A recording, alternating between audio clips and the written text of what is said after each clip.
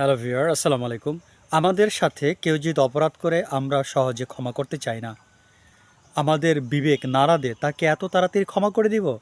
অথচ আপনারা যদি জানেন, উমর ইবনে আবদুল আজিজ রহমতুল্লাহ আলাইহি তিনি ক্ষমা দেখিয়ে একজন ব্যক্তিকে ক্ষমা করে সারা পৃথিবীর মানুষের জন্য তিনি এক জ্বলন্ত দৃষ্টান্ত উপস্থাপন করেছিলেন। চলুন, তিনি কাকে কেন ক্ষমা করেছিলেন, কি অপরাধ সে করেছিল, আজকে এই বিষয়ে আলোচনা করে। সঙ্গে আছে আমি প্রভাষক ইফতেখার আহমেদ রতন। আপনারা হয়তো জানেন, উমর ইবনে আবদুল আজিজ রহমতুল্লাহের চরিত্র অনেকটা তার দাদা অর্থাৎ হজরত উমর রাদিয়াল্লাহু আনহুর মতো ছিলেন।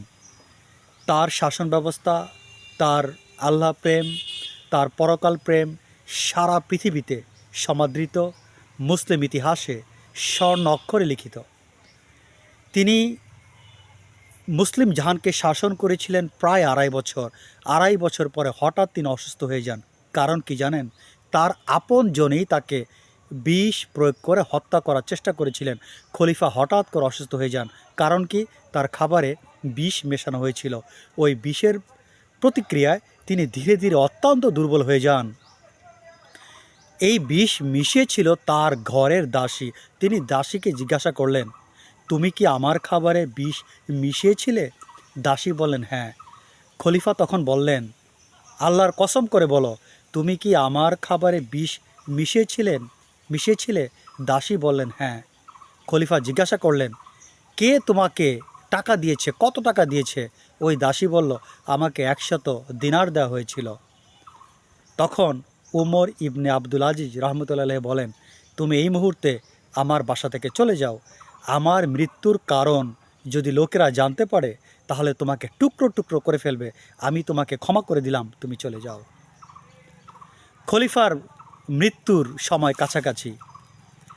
তার কাছে বিভিন্ন দেশের গভর্নর, সম্রাট, নেতারা দেখা করতে আসতেন। তিনি সবাইকে কিছু কিছু সময় দিলেন মৃত্যু সন্নিকটে। তিনি তারপর বললেন, সবাইকে থামিয়ে দাও, এখন আমার সামনে আসতে দাও যারা বিধবা, যারা এতিম, তাদেরকে। তখন বিধবারা আসলেন, এতিমরা আসলেন, সবাই খলিফাকে ঘিরে বসেছেন। খলিফা তাদেরকে দেখে কান্না শুরু করলেন। যাই হোক, মৃত্যুর কাছাকাছি সময় খলিফার চলে আসলো। তখন একজন ব্যক্তি বললেন, হে হুজুর, আপনার তো 12 থেকে 16 জন সন্তান, আপনি তাদের জন্য কি রেখে যাচ্ছেন? খলিফা বললেন, না, কিছু রেখে যাচ্ছি না। ওই লোক বললেন, হুজুর, আপনি কিছু তাদের জন্য লিখে দিন বা তাদের জন্য ওসিয়ত করে যান যেন আপনার মৃত্যুর পরে তাদের সমস্যা না হয়। খলিফা বললেন, না, যদি আমি আল্লাহর প্রিয় পাত্র হই, মহান আল্লাহ তাআলা তাদের ব্যবস্থা করে দিবেন। তারা যদি ভালো কাজ করে, আল্লাহ তাদেরকে আরও ভালো কিছু দিবেন। আর তারা যদি পাপী হয়, আল্লাহ পাক তাদের পথকে বন্ধ করে দিবেন। সো সব দায়িত্ব আমি মহান আল্লাহ তাআলার উপর দিয়েছি। দেখেন, তাদের আল্লাহর উপর ভরসা কত অসাধারণ ছিল। এই ভিডিওতে আমরা জানতে পারলাম ক্ষমার এক অনুপম দৃষ্টান্ত এবং মহান আল্লাহ তাআলার প্রতি ভরসার এক অনুপম দৃষ্টান্ত। ছোট পরিসরে আজকের ভিডিও এখানে শেষ করছি। আল্লাহ হাফেজ।